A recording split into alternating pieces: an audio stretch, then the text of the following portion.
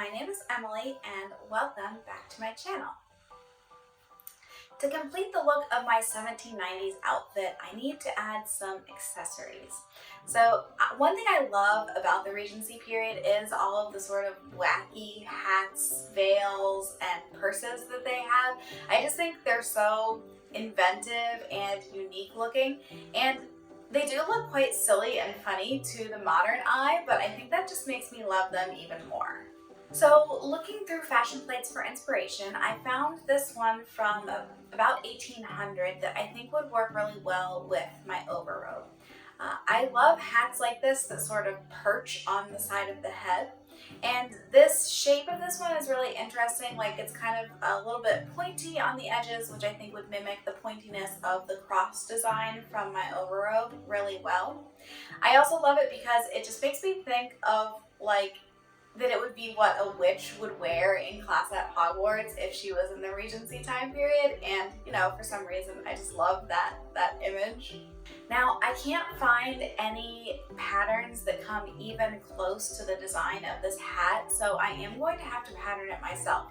And I'm a little bit nervous about that because even just making like a regular cap from someone else's pattern always kind of makes my head implode. So I'm a little bit nervous about my ability to pattern this hat myself and have it turn out wearable and have it, match this fashion plate and even come close to that. So I am anticipating having to make about 1 million mock-ups before I have a workable design. And speaking about accessories, eventually I will probably need to make a reticule or like a little mini purse bag to go with this outfit. I will, I think, have enough of the Saree fabric to make a little matching bag.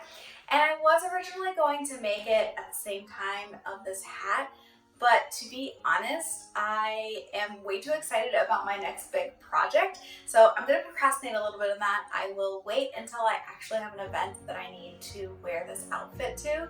And then, I will need a reticule to put my wallet and my phone and everything in. But right now I'm just too excited for the next big project.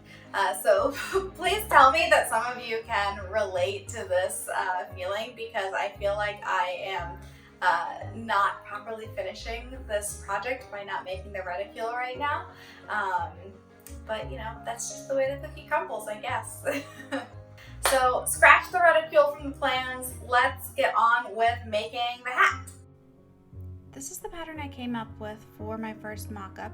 It is going to be taller in the back of the hat where it'll come to a point, and then the top will just be like a flat square that will attach. And here is what that mock-up looked like.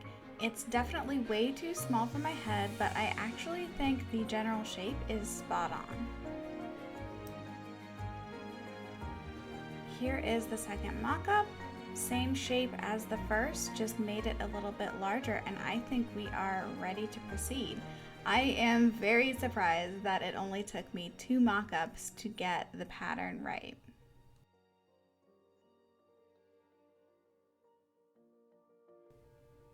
Here are those pattern pieces cut out of the Saree fabric, and then I am going to use a little bit of a smaller piece of interfacing just to reinforce the top of the hat. With right sides facing, I sewed up the 2 ends of that long piece that will encircle the head.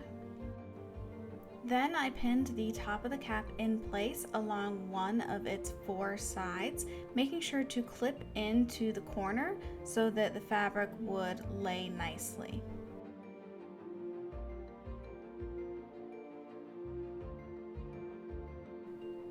Then I sewed along the area that I had just pinned right up to the edge of the interfacing. When I got to the corner, I lifted up my presser foot and turned the piece, lined up the edges and pinned them together, and then kept sewing along the edge of that interfacing.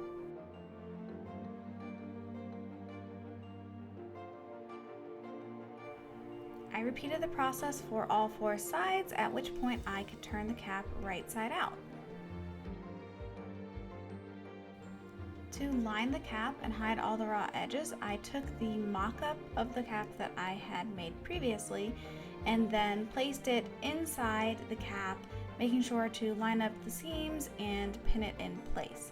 Then I took the edge of the green Saree fabric and folded it towards the inside, covering that raw edge of the mock-up.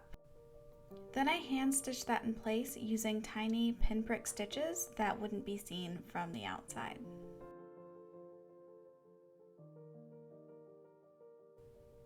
Next, I added 2 gold tassels and the same trim that I used on my Spencer, and the cap was done.